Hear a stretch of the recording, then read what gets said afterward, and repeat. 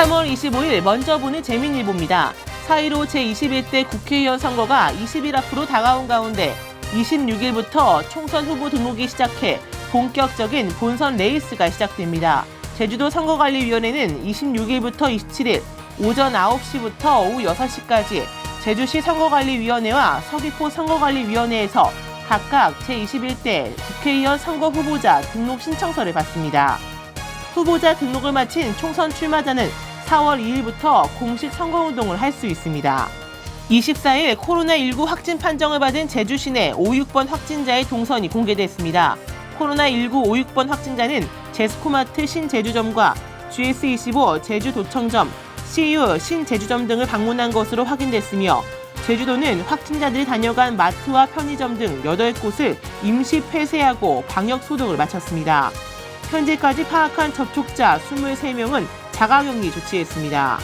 한편 5번 확진자는 경기도에 거주하는 20대 여성이고 6번 확진자는 제주에서 학원 강사로 일했던 30대 미국인 남성으로 이들은 대부분의 시간에 마스크를 착용하는 등 개인 수칙을 지키려고 노력한 것으로 확인됐습니다. 제주도 내 초중고등학교가 4월 6일 개학에 대비한 만반의 준비에 몰두하고 있습니다. 더는 미룰 수 없다, 추가 연기도 고려해야 한다는 의견이 오가는 가운데 어수선한 분위기 속에서도 제주도 내 개학을 위한 방역을 철저히 실시하고 있습니다. 마스크와 손소독제 등 방역 물품을 확보하고 원격 학습 상황을 점검하는 등 확진자 발생 시 공간 폐쇄, 이동 경로 확인 등 만일의 상황에 대비한 대책도 마련하고 있습니다. 자세한 내용 재민일보 사회면에서 보실 수 있습니다. 제주도 노영동과 아라동, 연동의 인구 집중화가 심각한 상황입니다. 올 3월 현재 노영동의 주민은 5만 6천여 명으로 제주도 전체 인구 67만 명 중 11%를 차지했으며 연동에도 4만 3천 명으로 인구 증가가 계속되고 있습니다. 반면 용담동과 건익동 등 원도심에서는 계속해서 인구가 줄어들고 있습니다. 한편 지난달 제주살이를 정리한 사람보다 제주로 주민등록을 이전한 사람이 78명 더 많은 것으로 집계돼 지난해 12월 2달 연속 월별 인구 순유출을 기록했던 상황에서는 벗어난 것으로 나타났습니다.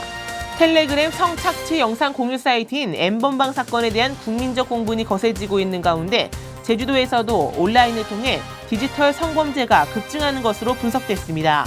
제주지방경찰청에 따르면 음란물 유포 등 디지털 성범죄로 인한 건수가 2016년 37건에서 지난해 112건으로 4배 정도 증가했습니다.